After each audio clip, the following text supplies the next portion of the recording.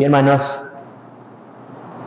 he querido hoy celebrar esta memoria de los mártires Pablo Miki y compañeros,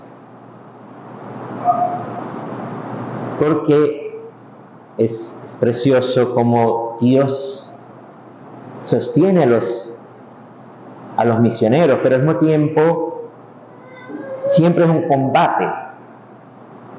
combate, sobre todo cuando las torturas son terribles.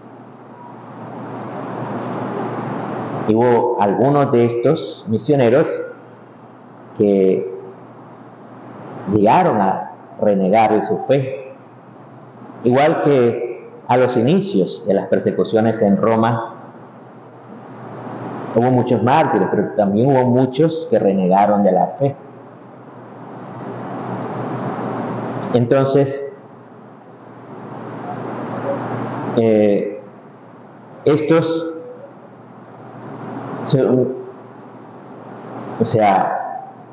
fueron evangelizados por San Francisco Javier, los jesuitas que estuvieron llegando en varias ocasiones ahí al Japón.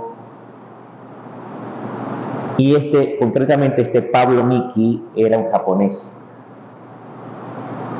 Llegó un momento, estamos hablando de aquellos siglos, ¿verdad? Siglo XVI, XVII. En el transcurso de todo ese tiempo hubo varios mártires, varias épocas de martirio ahí en Japón. Pero precisamente en la época de San Pablo Miki, el emperador anuncia que no pueden seguir anunciando a Jesucristo. Si lo hacen, están sentenciados a muerte. Entonces, Pablo Miki lo siguió haciendo, entonces lo capturaron y por su sentencia, pues él iba a recibir la muerte. Y sucede una cosa, sucede un naufragio. Unos franciscanos que estaban en Filipinas y iban hacia México, en aquel tiempo que era un virreinato de España. Entonces, ahí iba uno de origen de ahí de México, que todavía era España en esa época.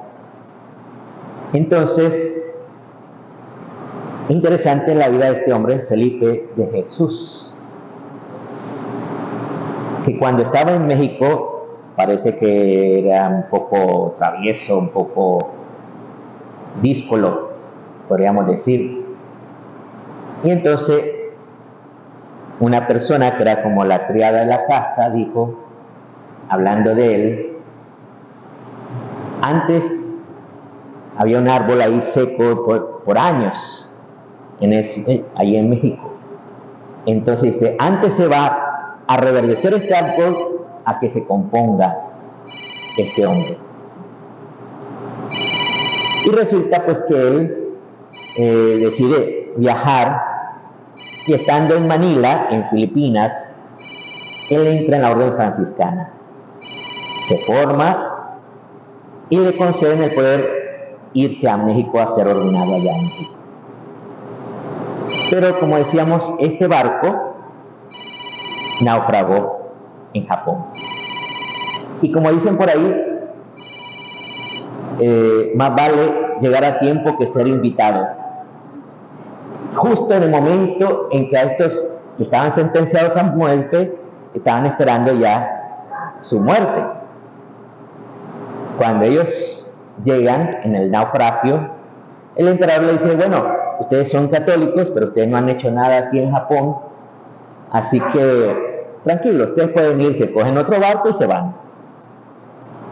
Pero cuando ellos se enteraron de que iban a matar a otros cristianos por ser cristianos, entonces dije, un momento, nosotros somos cristianos y nos unimos a ellos. Entonces mataron por eso un grupo de franciscanos también. junto con los jesuitas. Entre ellos a este Felipe de Jesús. Y entonces sucedió algo interesante.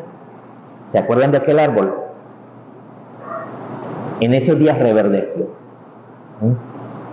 Cuando a él lo mataron, el árbol reverdeció. Entonces, vemos cómo Dios puede actuar en la vida de las personas. Aun cuando parezcan personas que no, este no tiene remedio, este no va a cambiar nunca, pero cambió, ¿verdad? Hasta dar su vida por Jesucristo. Entonces, por eso podemos nosotros bendecir al Señor, darle gracias, ¿verdad?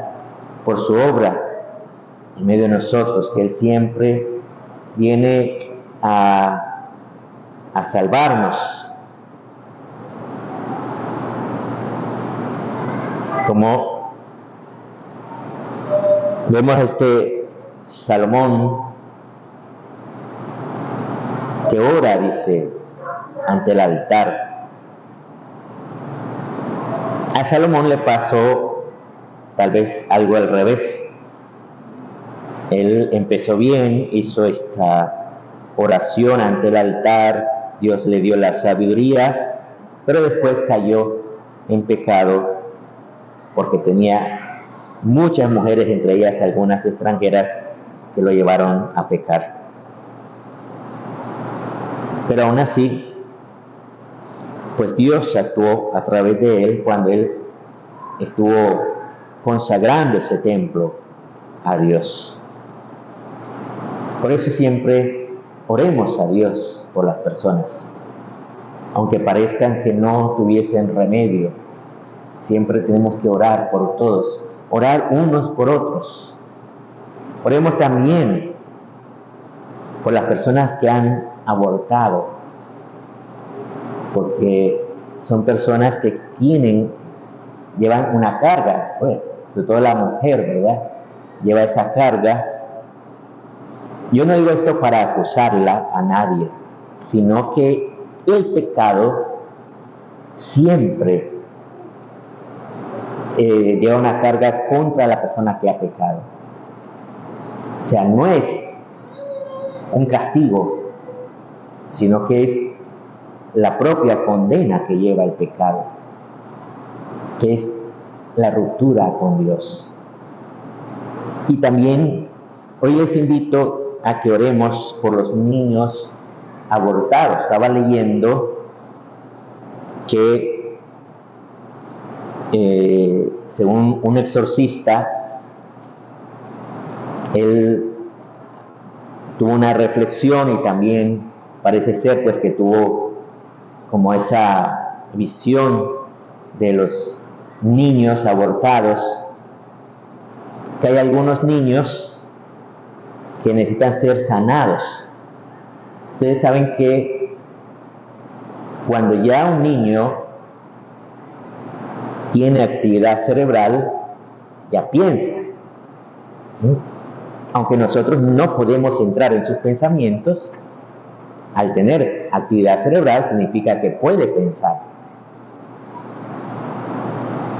¿Qué piensa? No lo sabemos exactamente. Lo que sí se sabe es que cuando sucede el aborto es algo traumático, no solo para la madre, sino sobre todo para el niño. Entonces, si el niño ya tiene esa actividad cerebral, puede pensar. Y lo que puede pensar es que si hay alguien que tenía que protegerlo, no lo protegió. Obviamente, no sabe quién tenía que protegerlo, pero tiene un rencor dentro. Y ese rencor es necesario sanarlo para que pueda entrar al cielo.